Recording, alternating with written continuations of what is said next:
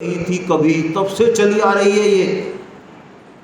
मनु को कही, इक्ष्वाकु को कही, ऐसा भगवान कह रहे। मैंने सबनासी योग को सूर्य से कहा, सूर्य ने अपने पुत्र विवस्वत मनु को कहा, मनु ने इक्ष्वाकु को कहा, ऐसे चला आया। तो अर्जुन बड़े सरल हृदय हैं, फटाफट प्रश्न करते हैं कि प्रभु आप कितनी लंबी लंबी फेंक रहे हो। अरे आप मेरे बुआ के ही तो सॉरी मामा के ही तो लड़के हो, संग संग खेले हम और तुम शुरू से बचपन से हैं, और आपने उस सूर्य को कब दिया है आप उपदेश। हाँ, पकड़ लिया अर्जुन ने भगवान को। देखिए, सरल हृदय से यदि कोई प्रश्न पूछता है ना तो उससे बड़ी गजब की बात निकलती है।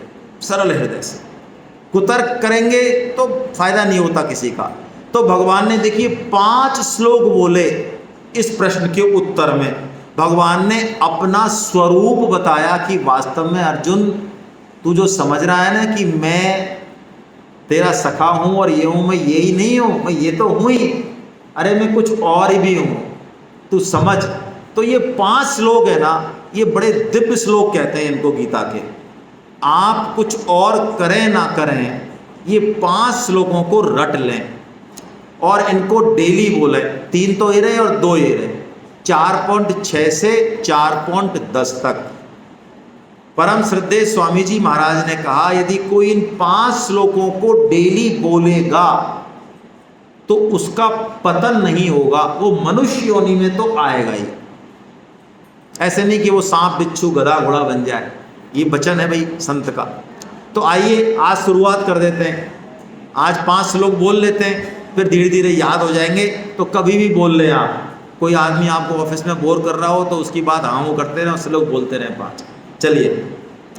अजोपि सन्न व्ययात्मा भूतानामीश्वरोऽपि सन् प्रकृतिं स्वामधिष्ठाय सम्भवाम्यात्ममायया यदा यदा हि धर्मस्य ग्लानिर्भवति भारत अभ्युत्थानमधर्मस्य तदात्मानं सृजाम्यहं परित्राणाय साधूनां विनाशाय च दुष्कृतां धर्म संस्थापनार्थाय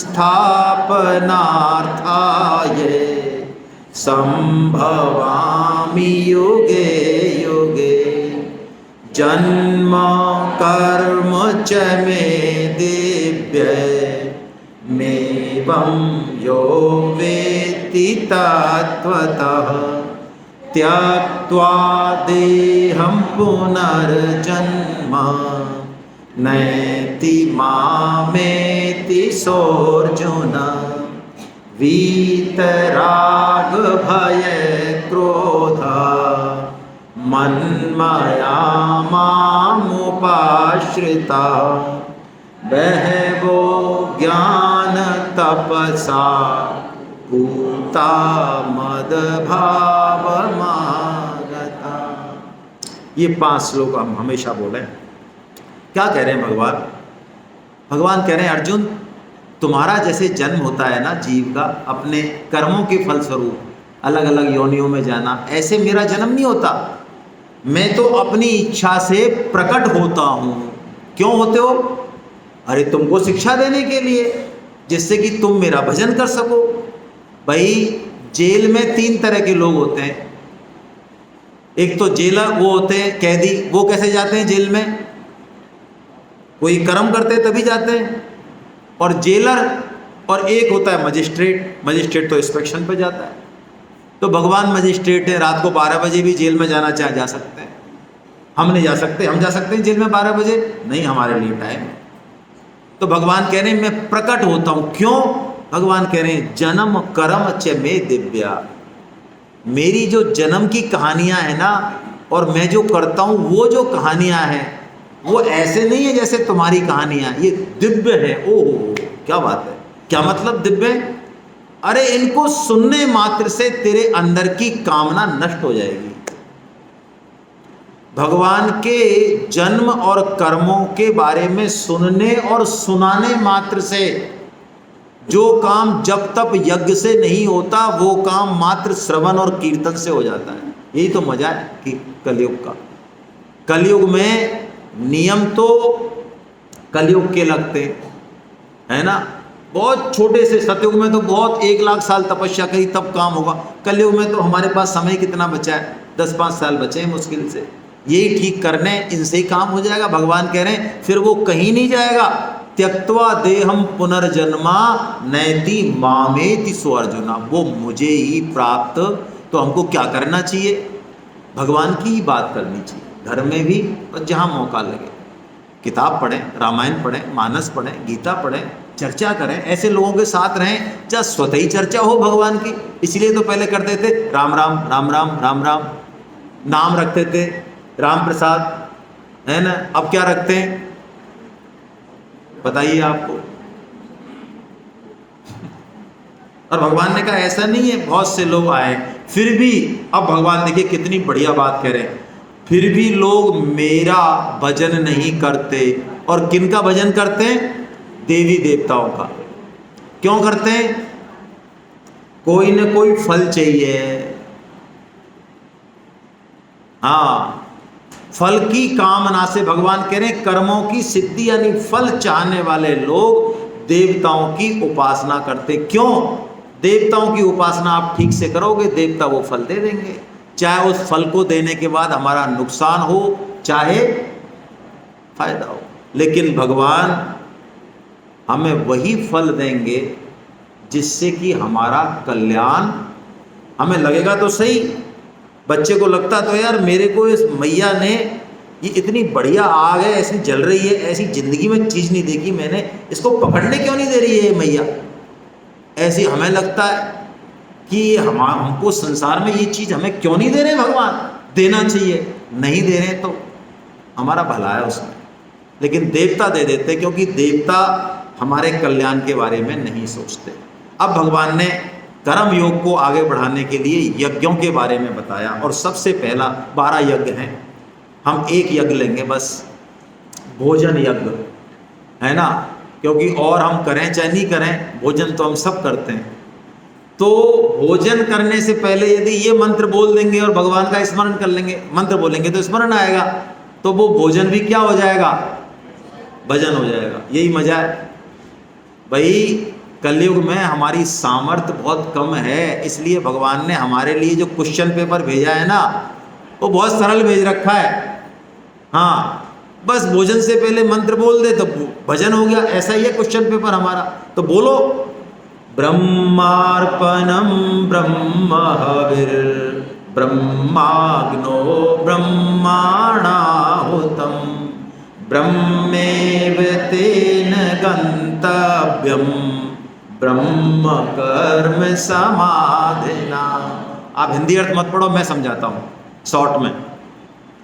ऐसा मान लो सब कुछ ब्रह्म है, करने वाला भी ब्रह्म, हाथ भी ब्रह्म, अन्न रूप में भी ब्रह्म, ये क्रिया भी ब्रह्म, पचेगा वो भी ब्रह्म, निकलेगा वो भी, सब ब्रह्म ही ब्रह्म है।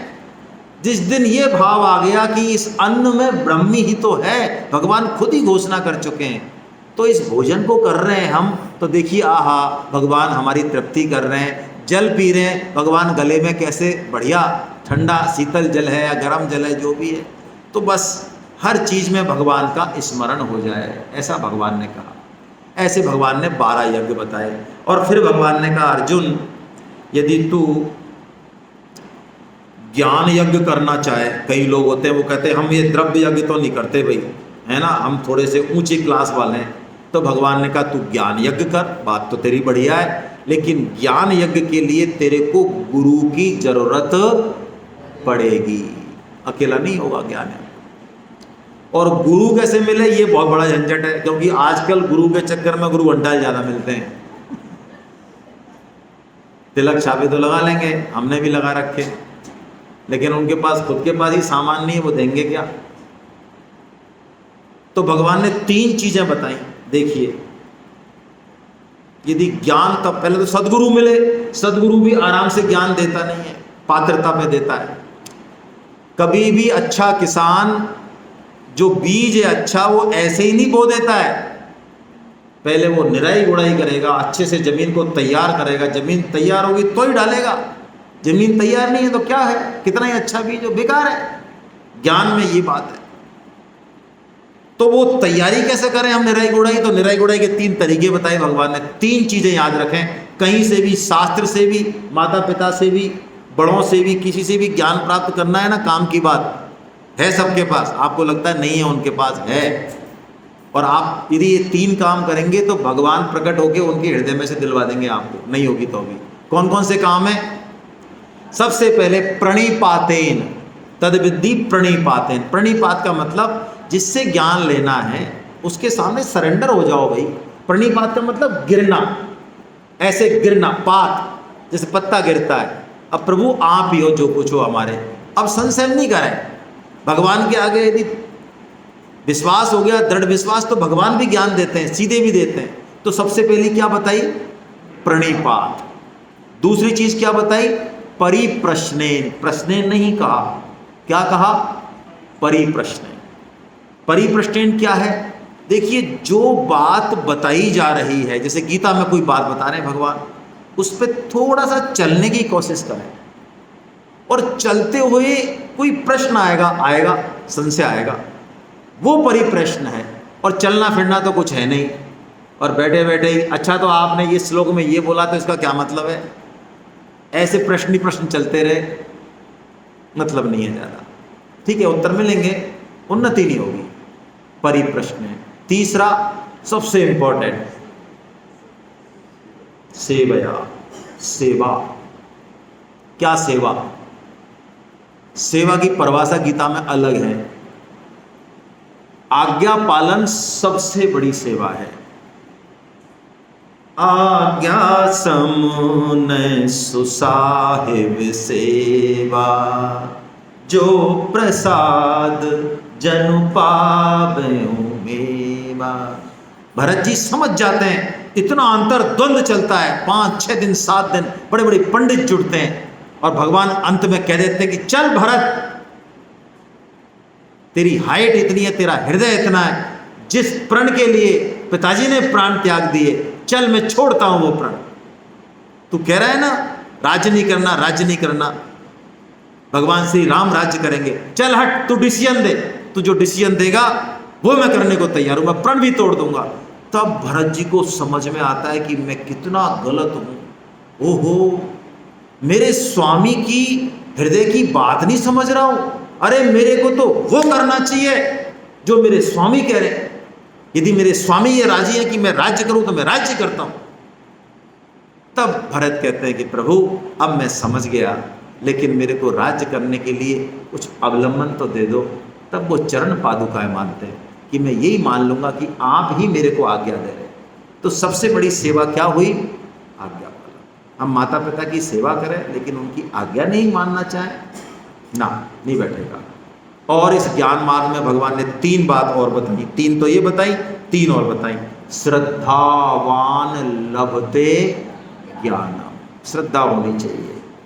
तत्पर, तत्पर मतलब आज तो मेहनत कर ली, अब यार देखो आज मूड नहीं है। हाँ, रोज ही रोज थोड़ी पढ़ेंगे गीता के श्लोक, और भी तो काम है हमारे पास।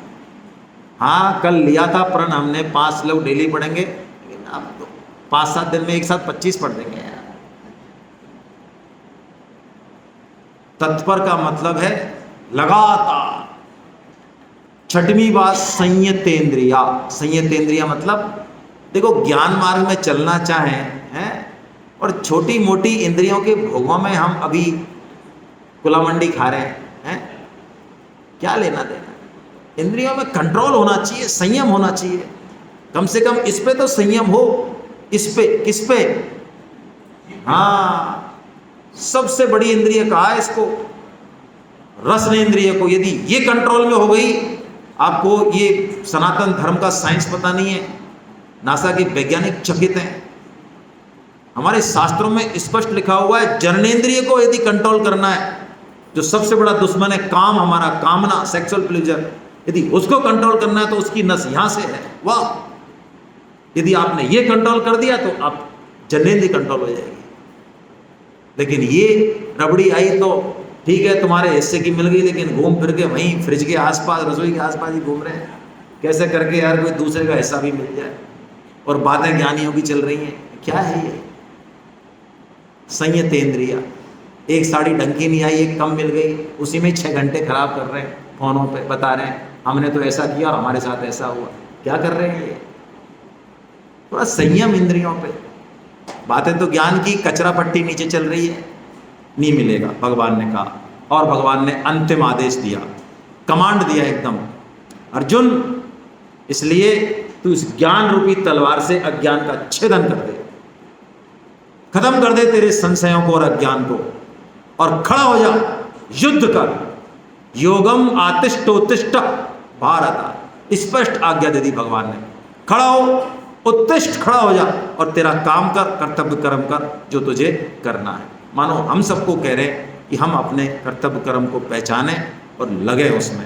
हरे कृष्णा हरे कृष्णा हरे कृष्णा। आइए कैलाश जी, किसी के मन में कोई प्रश्न हो तो बताएं, 1-2 मिनट में हम कर लें, बाकी तो भोजनम तो है ही, प्रसादम तैयार है। इंद्रियश्य, इंद्रियश्य, इंद्रिय और इंद्रियों का विषय, हाँ दो लगातार इसलिए, एक तो इंद्रिय और एक इंद्रिय का विषय। जैसे आंख है तो जैसे ही सुंदर रूप दिखता है ना, वैसे तो हम कहते हैं नहीं, सुबह योग का टीचर कहता है साहब गर्दन को पीछे घुमाओ, कि साहब घूमती नहीं है, हमारी तो इतनी है। और कोई ऐसा सुंदर रूप दिखे तो ऐसे घूम जाती है 180।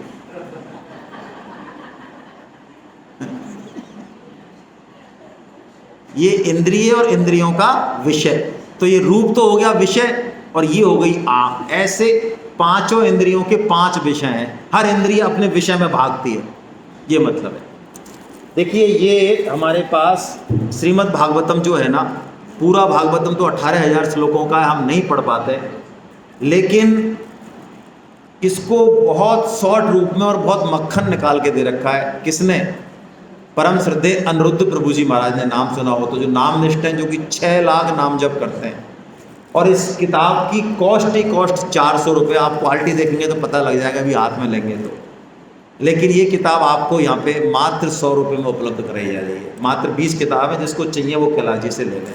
कोई ज़रूरी नहीं है कि लें, लेकिन चाहिए तो ले लें, ठीक है। हरे कृष्णा। अब आप भोजन के लिए प्रस्थान करें।